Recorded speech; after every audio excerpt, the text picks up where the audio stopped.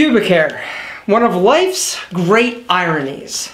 It seems like for the first 13 years of your life, you are waiting for it to grow. You can't stand it. Every morning you get up, you look, you're like, oh, and then it happens. And then you spend the rest of your life trying to manage it, maintain it, and in some cases, get rid of it altogether. What's that? You don't do anything?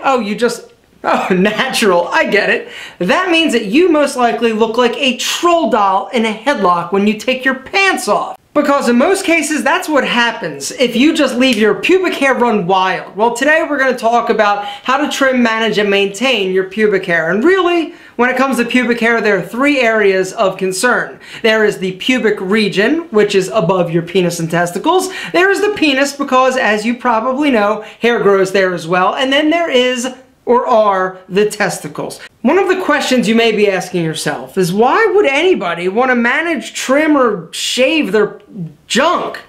And I can give you two specific reasons. Reason number one is stink. Because the less hair that you have, the less odor is actually captured. And reason number two, by managing and cutting down the length of your pubic hair will make your penis appear larger. Trim the bushes and the tree looks taller. Now, to what degree you choose to manscape and what you leave, what you shave, what you trim, what you groom is really up to you. Total personal preference. Some guys like to shave it all off. Go bald eagle style. Some guys choose to trim it short, but there are some of you who like to experiment.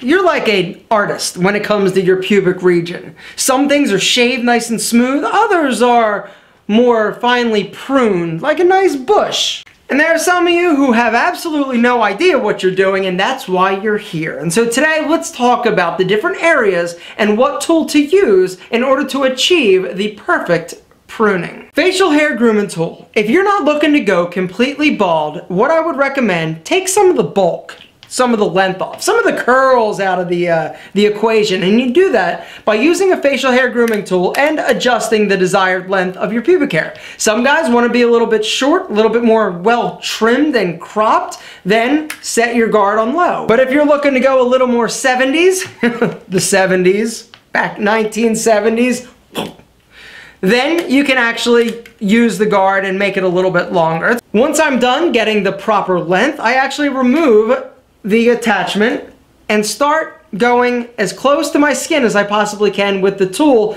in the pubic area. We're not touching the penis and we're not touching the testicles yet. Not with this. There's a reason. I'll explain later.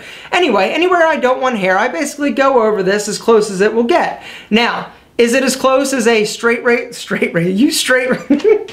That's a video. Extreme manscaping. Now, the grooming tool doesn't get the hair as close or as smooth as a shave, but you're not left with the uncomfortable consequences of using a razor. Now, some guys are like, whatever, I shave, I don't have any problem. And a lot of guys don't. But for me, my skin is a little bit more sensitive and prone to irritation and ingrown hairs. The only thing worse than unmanaged pubic hair is a bunch of bumps, rashes, and uncomfortable itchiness down there. And so I do not use the razor on my pubic area. I simply use the clippers as short as it will go. All right, so the pubic hair is all managed. Now let's move down. Moving on to the penis, and the way that I manage that is I do actually shave it. You can use a cheap razor, you can use a mock, whatever, or my preferred razor of choice is actually a women's Venus 3. This is amazing and incredible for manscaping and shaving your penis and testicles. Yes, I said it. I shave with the razor my penis and testicles, and the reason is because if you've ever attempted to go and trim your testicles with a clipper one time, that's all it takes, because all the little irregular skin and it's so sensitive and fine, like paper the skin is. This thing catches, nicks, and every time I try or think to myself, I can do it this time, I'm just gonna get it close, and I get it and I jump through the roof. Don't even worry about it. Use the attachment, get the hair down low your first time, and then simply grab your either penis or your testicles, your scrotum, pull it kind of tight, the skin taut, and just nice and easy go over with the razor. All right? You got to be careful. You might not breathe for the first time or two that you do this, but eventually it's going to be like, oh, no big deal. You get up, bang, you're good to go. You're smooth as a baby. Little manscaping side note. When you're in the shower and you're getting ready to shave, I personally feel that soap works better than shaving cream, because shaving cream a lot of times gets a little bit too thick and it prevents that blade from maintaining clean, close contact to the areas in question. And I would say that this actually concludes our very in-depth series on manscaping and taking care of the hair below our waist. If you have additional questions, please post them or send me an email. I will be happy to take a look. Will I answer them? Possibly not. I'm ready to move on. We got other things to talk about, but I figured since we started with butt hair, then went to... It was inevitable that I ended up in this robe and I was talking about manscaping. Remember, trim the bushes and the tree looks taller. Think about it.